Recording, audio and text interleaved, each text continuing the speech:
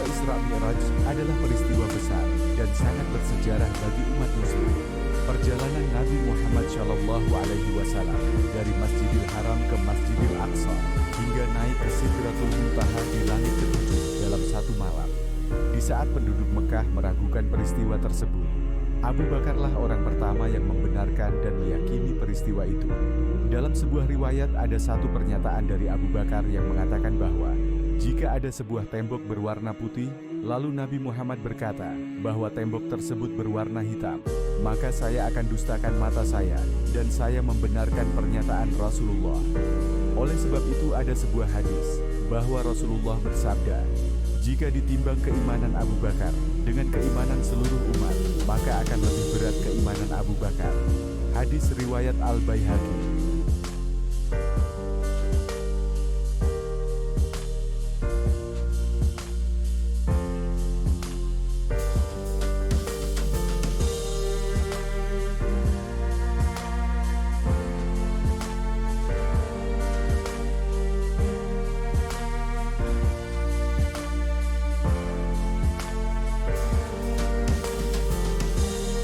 Setelah Rasulullah dan Abu Bakar keluar dari Mekah untuk hijrah ke Madinah, mereka bersembunyi di Gua Tsur selama 3 hari untuk menghindari kejaran kaum Quraisy yang ingin membunuh Rasulullah dan menghentikan ajaran Islam. Abu Bakar yang merasa khawatir dan cemas kemudian berkata, "Ya Rasulullah, seandainya mereka melihat ke bawah kaki, kita pasti akan ditemukan."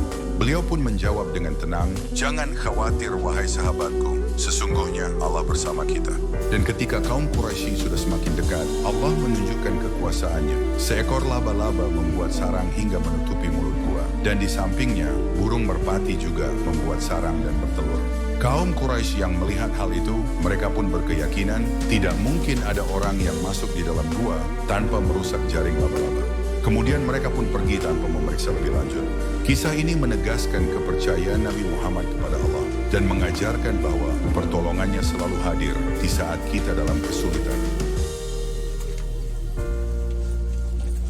Assalamualaikum warahmatullahi wabarakatuh. Alhamdulillah sekarang saya berada di tempat yang sangat bersejarah di Mekah, dan di gua inilah tempat perlindungan Nabi Muhammad SAW bersama sahabatnya Sayyidina Abu Bakar dari kejaran kaum kafir Quraisy. Dan seperti ini guanya itu kecil banget ya.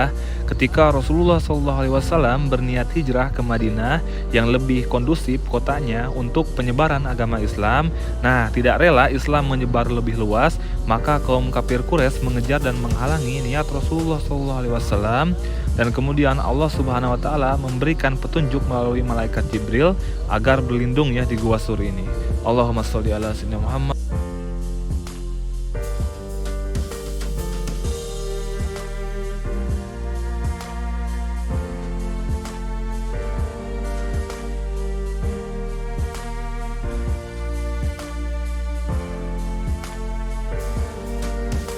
Pada peristiwa Fatu Makkah, Wahsy yang pernah membunuh Hamzah semakin ketakutan.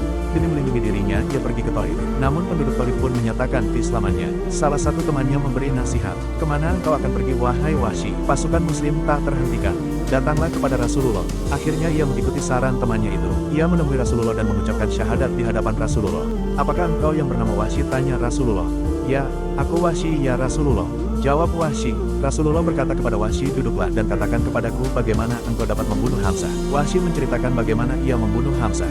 Setelah Wahsy menyelesaikan kisahnya, Rasulullah berkata, "Sembunyikan wajahmu dariku agar aku tidak harus melihatmu. Jangan biarkan aku melihatmu, karena itu mengingatkanku pada kematian pamanku." Pada masa Khalifah Abu Bakar As-Siddiq, muncul nabi palsu bernama Musailamah Al-Kadzdzab. Wahsy berniat menebus dosa-dosanya dengan ikut berperang. Untuk membunuh Musailamah, ia gunakan tombak yang ketika itu ia gunakan untuk membunuh Hamzah. Wahsy bertekad, "Jika dulu aku membunuh manusia sebaik-baik pengikut Rasulullah, maka kini aku menumpas seburuk-buruk manusia, yaitu Musailamah."